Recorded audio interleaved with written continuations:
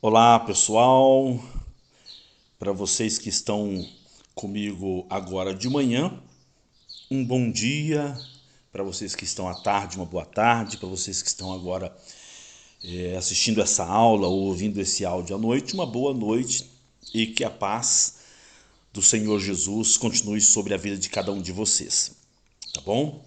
Bom, nós estamos aqui na nossa 21ª aula do nosso incrível curso e muito especial, claro, curso das epístolas pastorais. Nós ficamos um tempinho sem gravar por duas situações. Uma foi o recesso de final de ano e outra porque nós tivemos o nosso equipamento furtado. Então tivemos aí alguns probleminhas, mas já estamos de volta, ok? Bom, para vocês que estão acompanhando, porque a grande maioria não consegue acompanhar, não é? A grande maioria assiste a primeira aula, às vezes a segunda. Vocês podem ver pelo número de visualizações dos vídeos, né? Então, mas existe alguns remanescentes que chegaram até aqui na 21ª aula. Bom, e para você que chegou até aqui na 21ª aula, eu quero iniciar essa aula com uma pergunta. A pergunta é da nossa aula de hoje: culto ou circo? Nós vamos entrar no que diz Paulo a Timóteo, lá no capítulo de número 2, tá? E a pergunta que a gente inicia hoje é essa: culto ou circo? Porque se você vem comigo lá em 1 aos Coríntios, lá no capítulo 14, no versículo 40, você vai ler lá o seguinte: tudo, porém, seja feito com decência e ordem.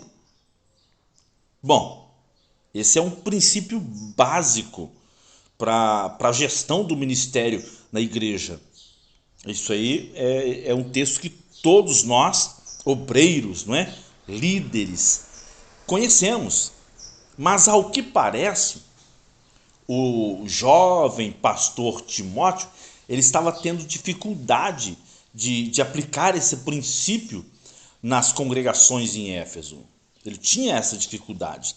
Ele estava passando por essa resistência da desordem. Os cultos públicos, eles perdiam a disciplina, e é claro, perdeu a disciplina, ele perde a eficácia, tá? Porque tanto os homens quanto as mulheres que faziam parte dessas igrejas, eles desobedeciam a doutrina de Deus, desobedeciam os ensinamentos que haviam recebido.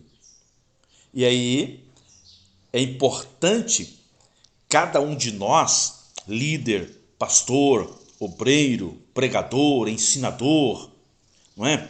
Cada um de nós é importante que saibamos que a igreja, ela é um organismo, sabe? Ela é um organismo, de modo que nós não devemos enfatizar demais o aspecto organizacional. Devemos dar liberdade ao espírito. Presta atenção no que eu estou dizendo para você. Olha só, eu vou repetir. A igreja, ela é um organismo, tá? De modo que nós não devemos enfatizar muito, demasiadamente, o aspecto organizacional. Devemos então o quê? Dar liberdade ao espírito. Mas quando um organismo não tem ordem, ele morre. Então a gente precisa ter esse equilíbrio, essa sensatez, esse bom senso. Você concorda comigo? Que tem que haver liberdade, mas tem que haver ordem. Nós devemos dar espaço para o Espírito Santo operar. É claro que sim. Mas nem mesmo o Espírito Santo ele vai, digamos assim, tratar a palavra de Deus, a doutrina de Deus, com desordem, com bagunça, com libertinagem. Como dizia um pastor, diz um pastor muito amigo meu, com chocarrices, não é? Muitas vezes, queridos, aquilo que a gente acha que é liberdade do espírito não passa de meninice, de ideias carnais. Sabia disso? Pensa um pouco comigo. Homens cristãos que não andam no espírito e que querem exercer uma liberdade em nome do espírito, mas que são completamente carnais. Essa liberdade, entre aspas, ela vai se transformar em uma anarquia.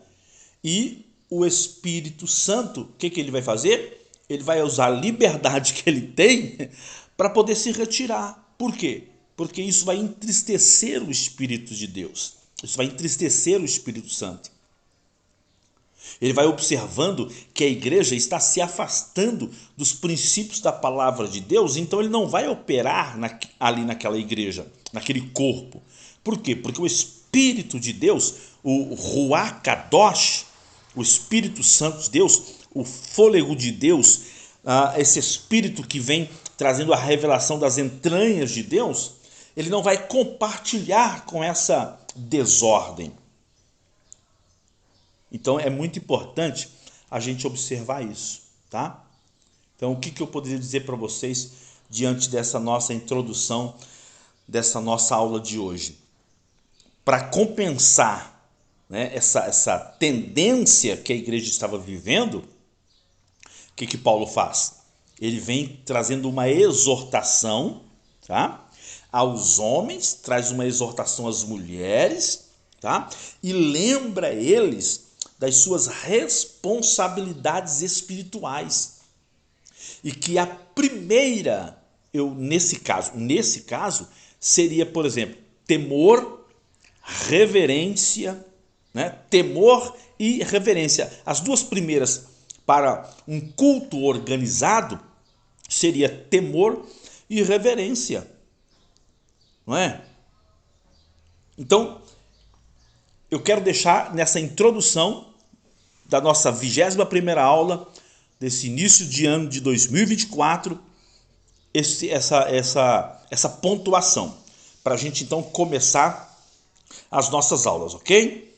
Não é circo, é culto. E o fato de ser igreja e de ser movida pelo Espírito Santo não quer dizer que pode ser de qualquer maneira, de qualquer jeito. Aliás, precisa ser na direção do Espírito de Deus, não do espírito do profeta, do espírito do pastor, do espírito do pregador, do espírito do cantor, não. É no Espírito Santo de Deus. Então, com certeza, haverá tudo o que glorifica, o que honra, né, o que estabelece o senhorio, a graça de Deus naquele corpo, naquela reunião dos santos. Ok? Muito bem. Essa é a nossa 21ª aula, introdução para 2024. Então, vamos que vamos, porque agora, com certeza, só remanescente é que vai continuar. Vamos lá.